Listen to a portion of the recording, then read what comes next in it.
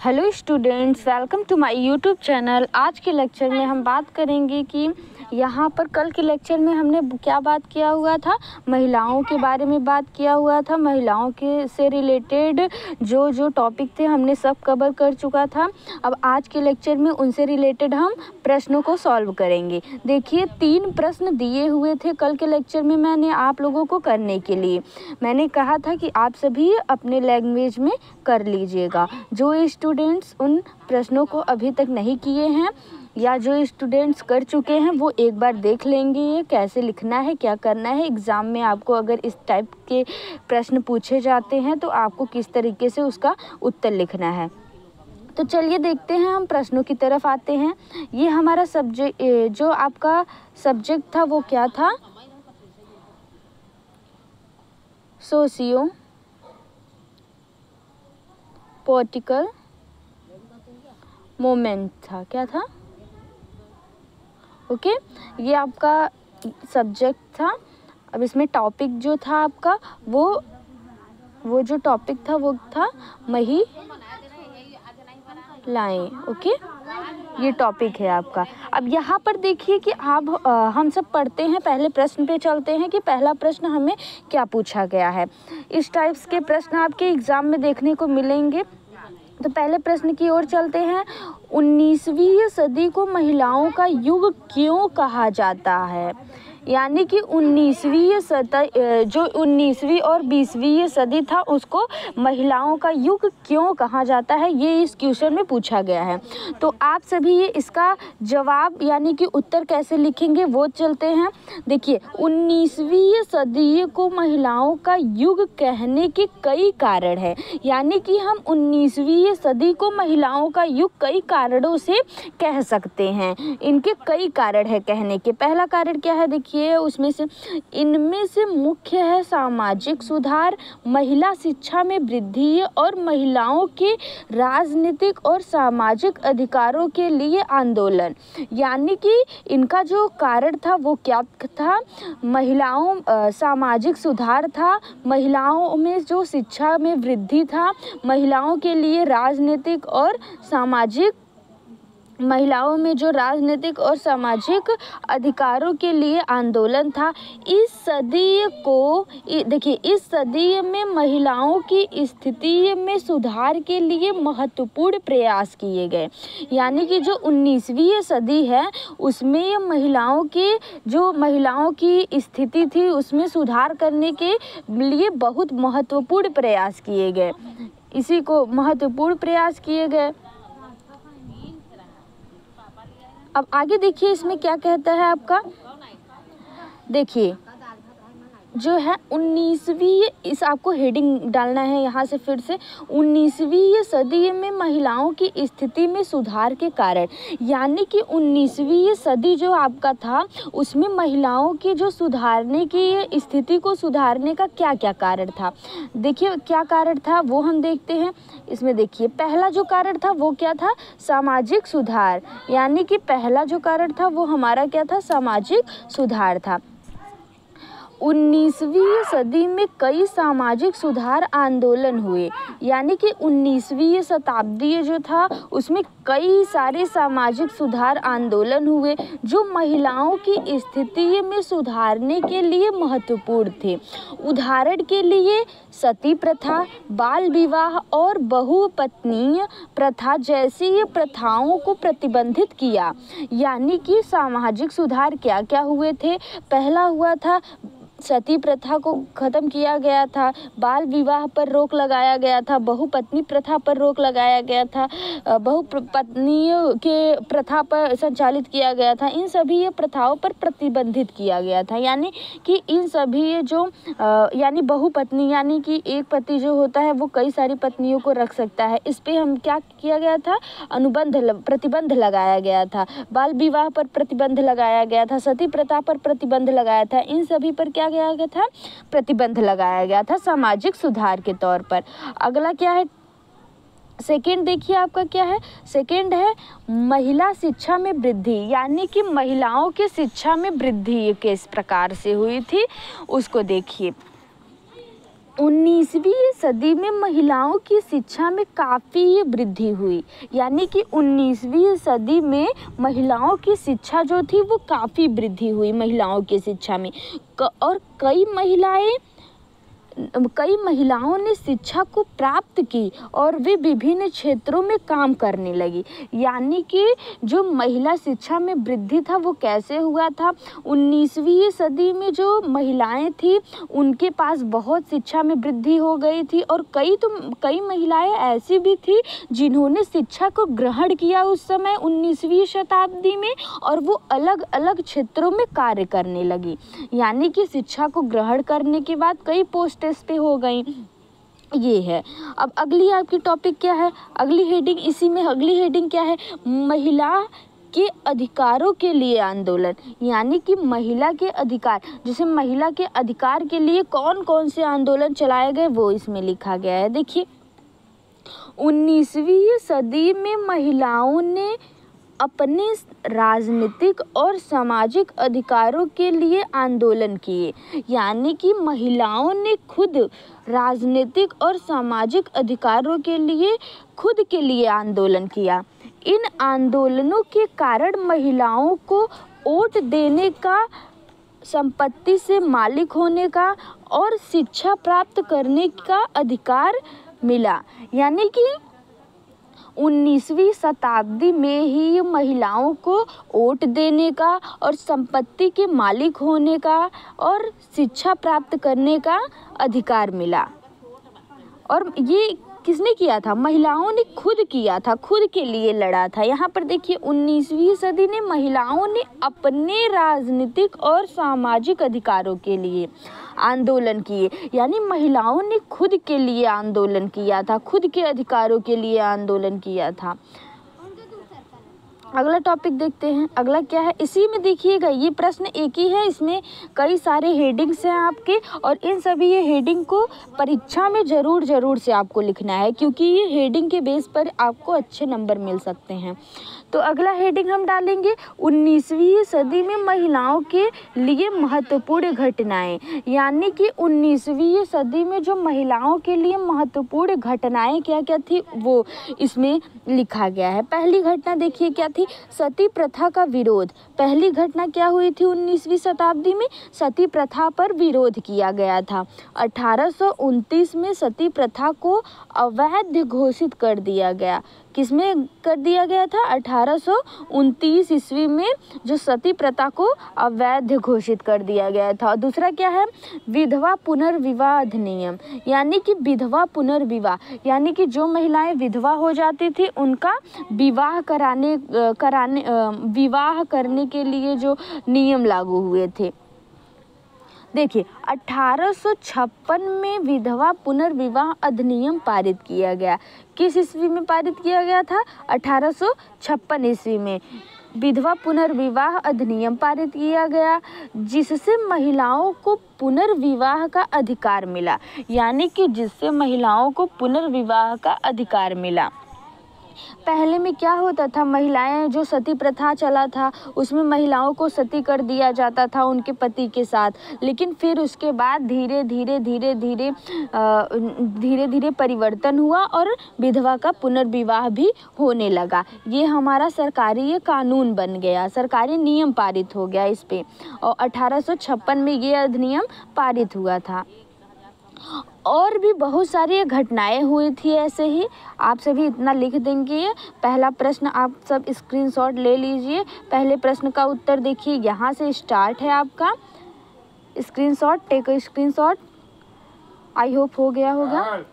इसके बाद यहाँ ये, इसके बाद टॉपिक, देन ये,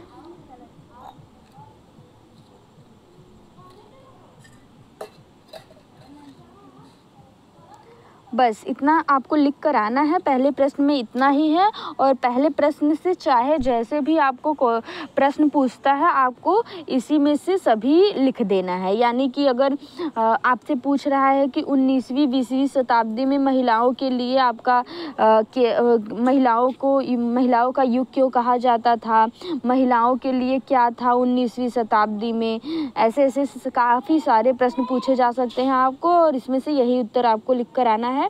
अगले प्रश्न की ओर चलते हैं हम। दूसरा प्रश्न देखिए आपका क्या है। इसमें टोटल 3 प्रश्न दिए गए थे जिसमें कि पहले प्रश्न को मैंने कवर कर लिया हुआ है। अब हम दूसरे प्रश्न की ओर चलते हैं। देखिए दूसरा प्रश्न हमारा क्या है, दयानंद सरस्वती का योगदान क्या था। यानी कि 19वीं शताब्दी में जो दयानंद सरस्वती थे उनका योगदान क्या था, यानी कि महिला सुधार के लिए इनका योगदान क्या था, ये हमें लिखना है इसमें। देखिए उत्तर चलते हैं। स्वामी दयानंद सरस्वती एक महान समाज सुधारक और दार्शनिक और धार्मिक नेता थे। क्या थे? दयानंद जी एक महान समाज सुधारक और दार्शनिक और धार्मिक नेता थे जिन्होंने 19वीं सदी में महत्वपूर्ण योगदान दिए। वे आधुनिक भारत, देखिए क्या है, वे आधुनिक भारत के चिंतक तथा आर्य समाज के संस्थापक थे। उनके प्रमुख योगदान इस प्रकार हैं। देखिए किस प्रकार हैं। पहला है, देखिए पहला हेडिंग आप डालेंगे सामाजिक सुधार। उन्होंने सामाजिक सुधार में क्या क्या समाज में सुधार किया। देखिए कौन सुधार कर रहा है इसमें, दयानंद जी। देखिए उन्होंने मूर्ति पूजा, अस्पृश्यता, जाति आधारित भेदभाव, बहुविवाह, बाल विवाह, सती प्रथा, लैंगिक असमानता का विरोध किया। यानी इन सभी का इन्होंने क्या किया था, विरोध किया था। समाज में जो ये सब चल रहे थे, पारंपरिक ये सब चल रहे थे, इनका इन्होंने विरोध किया था। और दूसरा क्या किया था, शिक्षा पर किया था इन्होंने काम। देखिए उन्होंने ब्रिटिश औपनिवेशिक शिक्षा प्रणाली का विरोध करते हुए आधुनिक वैज्ञानिक और वैदिक शिक्षा की वकालत दी। यानी कि उन्होंने ब्रिटिश का जो शिक्षा था उसका उन्होंने ब्रिटिशों के शिक्षा का उन्होंने विरोध किया और उन्होंने अपने आधुनिक यानी आधुनिक वैज्ञानिक और वैदिक शिक्षा का अनुमति दी। यानी कि समाज में जो है वो आधुनिक और वैदिक शिक्षाएं चलनी चाहिए, ना कि ब्रिटिश शिक्षाओं पर उन्होंने विरोध किया था। यानी कि समाज में हमारे ब्रिटिश शिक्षा नहीं चलनी चाहिए। उन्होंने लड़के एवं लड़कियों दोनों के लिए समान शिक्षा की बात कही। यानी कि बहुत अच्छी बातें हैं, इन्होंने बहुत अच्छा काम किया। देखिए शिक्षा पर कि लड़कियों और लड़कों दोनों के प्रति समान शिक्षा की बात की तथा उन्होंने आधुनिक शिक्षा के साथ साथ संस्कृत और अंग्रेजी को सीखने की बात कही। यानी कि वो क्या कह रहे थे, पूरा मिलाकर शिक्षा में उन्होंने क्या योगदान दिया था। उन्होंने कहा था कि जो ब्रिटिश शिक्षाएं हैं वो हमारे समाज में बंद होनी चाहिए, उनका उन्होंने विरोध किया था। और जो हमारी वैदिक और सांस्कृतिक शिक्षाएं हैं वो हमारे समाज में चलनी चाहिए। और उन्होंने लड़की और लड़कों के लिए दोनों के लिए समान शिक्षा प्रोवाइड की, यानी कि समान शिक्षा देने का अनुमति लिया। और साथ ही साथ उनको संस्कृत और अंग्रेजी सीखने की भी बात कही। देखिए अगले हेडिंग क्या है, अगला हेडिंग है विवाह। उन्होंने विवाह के प्रति उनका विचार क्या था। देखिए उन्होंने लड़कियों की शादी की उम्र बढ़ाकर 16 कर दी थी। 16 वर्ष की आयु में लड़कियों की शादी होनी चाहिए। मतलब कई और थे जिन्होंने और पहले और जल्दी शादी होती थी, तो उन्होंने जो दयानंद जी थे, दयानंद सरस्वती थे, उन्होंने जो लड़कियों की विवाह की उम्र थी जो वो बढ़ाकर 16 वर्ष कर दी तथा लड़कों की उम्र 25 वर्ष कर दी। देखिए 16 वर्ष लड़कियों की और 25 वर्ष लड़कों की कर दी थी। अगला उन्होंने किस बारे में बात की थी? हिंदी भाषा का प्रचार, यानी कि ये दयानंद सरस्वती जी जो हिंदी भाषा का प्रचार है उसके बारे में भी ये बात किया था। उन्होंने अपने विचारों के प्रचार के लिए हिंदी भाषा को अपनाया, यानी वो जो अपना विचार मत रखते थे समाज में, उसमें क्या था, हिंदी भाषा को अपनाया और इसकी महत्वता पर जोर दिया। अगला हेडिंग क्या है? अगले हेडिंग पे हम चलते हैं। देखिए अगले हेडिंग पे क्या है, आर्य समाज की स्थापना। उन्होंने क्या किया? आर्य समाज की स्थापना भी की। उन्होंने वर्ष 1875 ईस्वी में आर्य समाज की स्थापना की, जिसका उद्देश्य वैदिक धर्म को पुनः स्थापित करना और जाति बंधन को तोड़ना था। यानी जाति प्रथा चल रहे थे पहले में, जो जाति छुआछूत होता था, जाति अलग अलग जातियों को लोग नहीं मानते थे, तो उसके प्रति इन्होंने विरोध किया कि जाति जो अलग अलग जाति के लोग हैं वो एक दूसरे से अस्पृश्यता करते थे, तो उन्होंने ये क्या किया, इसका तोड़ने का निर्णय लिया। इसीलिए तोड़ने के लिए ही आर्य समाज की स्थापना की, क्योंकि आर्य समाज में जो हमारा है वो वैदिक धर्म को पुनः जागृत करने की कोशिश की। देखिए अगले टॉपिक पे, शुद्धीय आंदोलन, यानी उन्होंने एक शुद्धीय आंदोलन भी चलाया था। देखिए उन्होंने शुद्धीय आंदोलन चलाया जिसका मुख्य उद्देश्य अन्य धर्मों में गए लोगों को पुनः हिंदू धर्म में लाना था। यानी कि शुद्धीय आंदोलन का क्या कार्य था? इसका शुद्धीय आंदोलन इसलिए उन्होंने चलाया कि जो समाज के जो लोग किसी अपने धर्म हिंदू धर्म को छोड़कर किसी और धर्म में चले गए हैं, तो उनको पुनः अपने धर्म में वापस बुलाने के लिए इस आंदोलन को चलाया गया।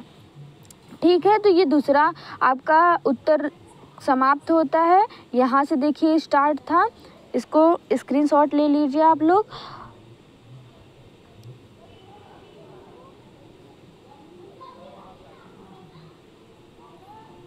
देखिए इतना है आपका, यहाँ तक आप लिख देंगे।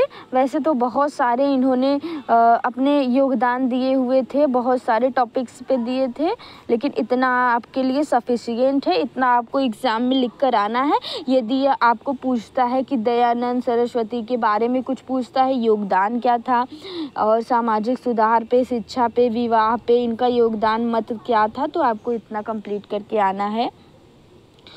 अब अगले प्रश्न की ओर चलते हैं हम। देखिए अगला प्रश्न हमारा तीसरा प्रश्न क्या कहता है, ये इस टॉपिक का लास्ट प्रश्न होगा आप लोगों का।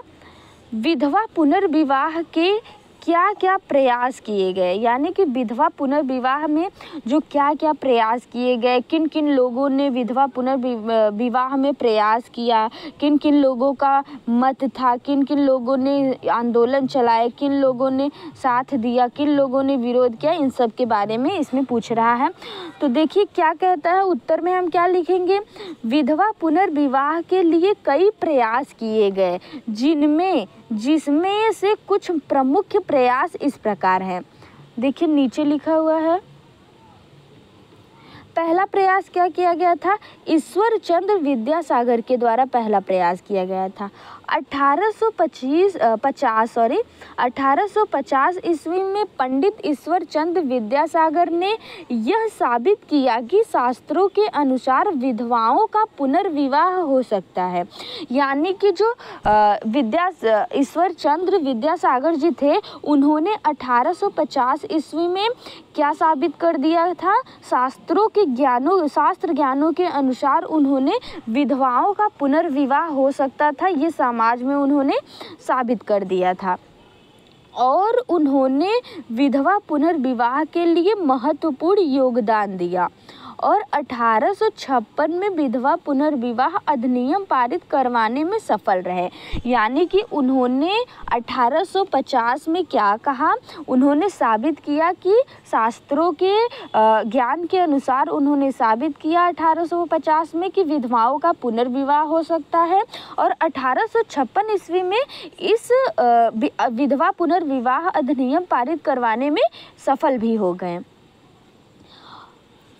अगला किसका था योगदान, राजा राम राम मोहन राय ये थे।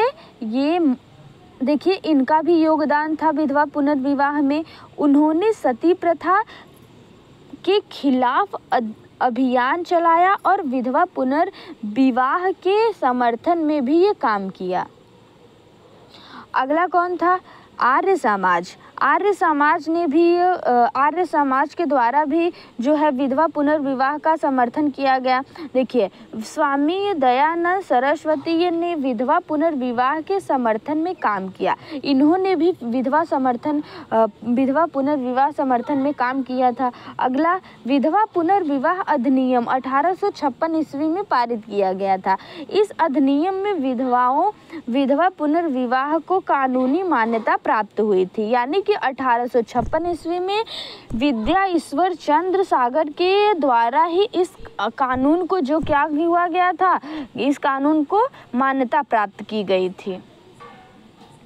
देखिए अगला क्या है? महिलाओं के लिए कानून। सरकार ने महिलाओं के अधिकारों के लिए कई कानून बनाए जिनमें ये विधवा पुनर्विवाह अधिकार भी शामिल थे। देखिए इन प्रयासों के परिणाम स्वरूप विधवा पुनर्विवाह के प्रति समाज का दृष्टिकोण बदला और महिलाओं के अधिकार में सुधार हुआ। यानी कि इन सभी जो प्रयास किए गए थे अलग अलग महान पुरुषों के द्वारा, तो इन सभी प्रयासों से जो समाज में जो महिलाओं के प्रति दृष्टिकोण था, विधवा पुनर्विवाह के प्रति दृष्टिकोण था, उन सभी दृष्टिकोण को इन सभी विचारों ने बदला और महिलाओं के अधिकारों में भी ये सुधार हुआ। तो ये टॉपिक आपका कंप्लीट होता है। यहाँ से देखिए इस प्रश्न का उत्तर यहाँ से आपको स्क्रीनशॉट लेना है। ये देखिए आपका प्रश्न है, स्क्रीनशॉट आप सब ले लीजिए। ये फर्स्ट टॉपिक है आपका, यहाँ से सेकेंड और थर्ड है, फोर्थ है आपका, फिफ्थ है, यहाँ आपका ख़त्म होता है। ये सब जितना मैंने तीनों प्रश्न करवाए हैं वो सब आप अच्छे से तैयार कर लीजिएगा और चैनल को सब्सक्राइब ज़रूर करिएगा, क्योंकि हम रोज़ वीडियो डालते हैं और एक दिन में 2 बार, एक दिन में 3 बार, जैसा हो सकता है पॉसिबल वैसा वीडियो अपलोड होता है चैनल पे। तो आप सभी को जब भी वीडियो अपलोड होगी तो नोटिफिकेशन मिल जाएगी सब्सक्राइब के द्वारा। तो आप सभी ये सब्सक्राइब ज़रूर करिएगा चैनल को। यदि आपको इस टॉपिक्स के सभी प्रश्न सभी वीडियो चाहिए हो तो सब्सक्राइब करिएगा और अगर पसंद आए वीडियो तो लाइक करिएगा और एक छोटा सा कमेंट ज़रूर करके जाइएगा। इस कमेंट से, आप सभी के कमेंट से हमें एक मोटिवेशनल मिलती है आगे और वीडियो अपलोड करने के लिए। So thank you so much. आप सब अच्छे से पढ़ाई करिए। तो अगले नेक्स्ट वीडियो में हम नेक्स्ट टॉपिक के बारे में बात करेंगे। चलिए ठीक है, धन्यवाद।